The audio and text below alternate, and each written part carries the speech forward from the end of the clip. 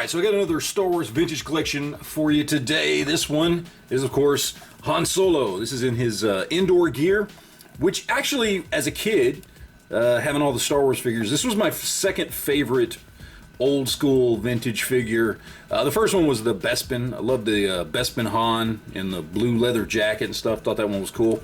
But we got this one here. This is VC62. If you guys can see that there. Got the other figures here in the wave. Now mine came in kind of all messed up. It's bent up here.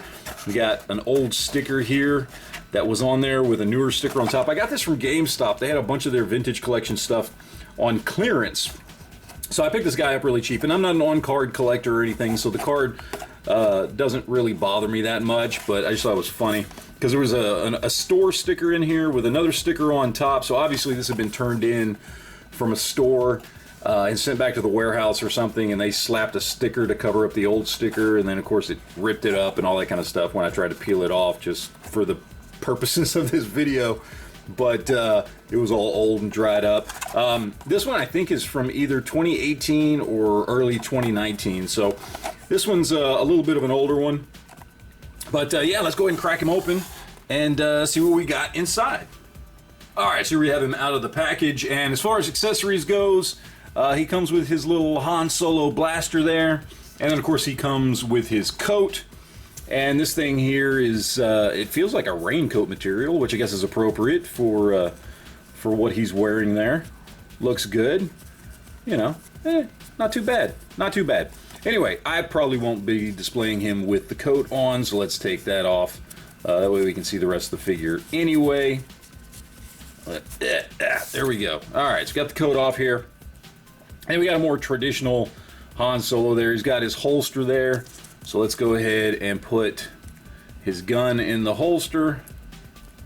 Like that. And good enough. Anyway, so there we go. Gun in the holster. He's got his belt. He's got his vest, his white shirt, brown pants. We got the stripe up the side. We got the boots. There's actually some nice texturing here on the boots. Looks good.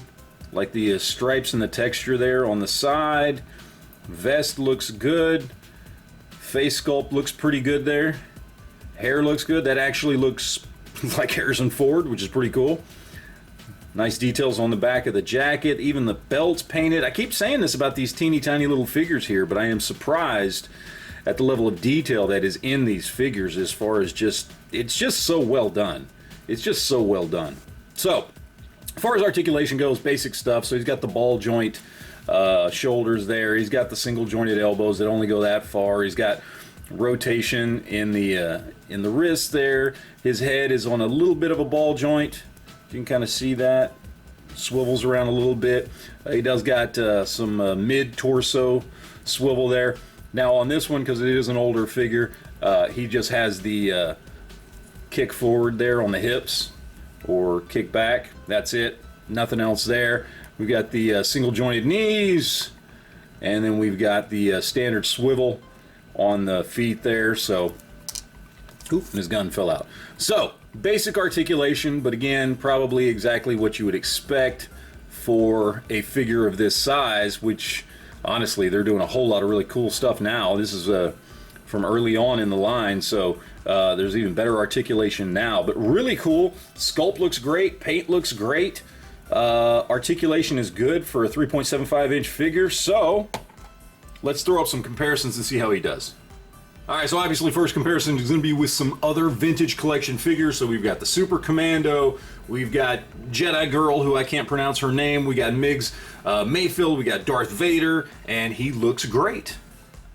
Okay, so now to throw them up with some actual like 1970s, 1980s vintage figures, we've got Lando, we got Darth Vader, we got his best bud Chewbacca, and then of course we've got my favorite, as a kid, my favorite Han Solo, which was Bespin Han Solo. I absolutely love this thing. This was my favorite figure as a kid, and I just thought this was the coolest outfit ever as far as the figures went. And yeah, he looks perfect along these guys.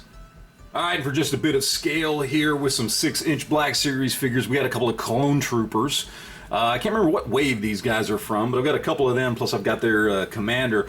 And yeah, I mean, again, 3.75 versus 6-inch, obviously huge difference here, but it does give you an idea of just how tiny these figures are, especially when you're looking at the level of detail that they managed to put into something this small. And of course, you cannot have Han Solo without the Millennium Falcon. So here's my original 1978 Millennium Falcon, and he looks pretty damn good. Looks right at home. All right, so let's talk about the price here real quick. Now, this guy's older, so it is really hard to find him for retail prices. I got lucky that I found him on GameStop. They were clearancing out a whole bunch of stuff. So what I paid for this thing is not the norm. I paid under $9 for him, new in the package. Yeah, the card was all messed up, so that would have been a disappointment had I been an on-card collector, but I'm not. What I see this guy go for, you know, Mercari, eBay, places like that, I usually see him going for between $15 to $25, give or take. So the question is it worth 15 to 25 bucks, depending on whether you care if it's on the card or not? It is starting to creep up there a little bit in price. I'll be honest with you, one of the reasons that I got into this line is because it's affordable compared to a lot of the 6-inch stuff that I collect. And when you're talking about a figure that to get it new can cost $20 to $25, which is the price of a new Marvel Legends. Is it worth it? I don't know that I would have paid 25 bucks for this guy. I'll be honest. Maybe I would have paid 15 out of the package. Probably, yes. You know, if I was trying to complete a collection, then obviously that's a little bit different. If I needed this one figure to complete a certain wave or something, then maybe I could justify that $20 to $25 price. And obviously if you want mint on card, it can actually go up even more than that. So, is it worth it?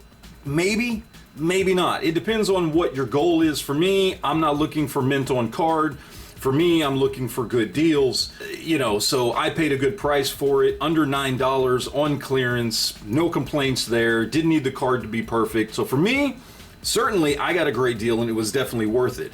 Would I have paid 10 bucks, 15 bucks, 20 bucks for this? I probably would have stopped at about the $15 mark for me, and for what I'm looking for in a collection, not being an on-the-card collector, 15 bucks is about the most I would have paid for him. He's a cool figure. I mean, it's a great figure, honestly. I mean, even with the older school, less articulated hips, it's still a really good figure. It's going to look awesome on my shelf. He looks great with the Millennium Falcon, which is where I'm going to display him. So it's a great figure. Is it worth 15 bucks? Sure. Is it worth more than that?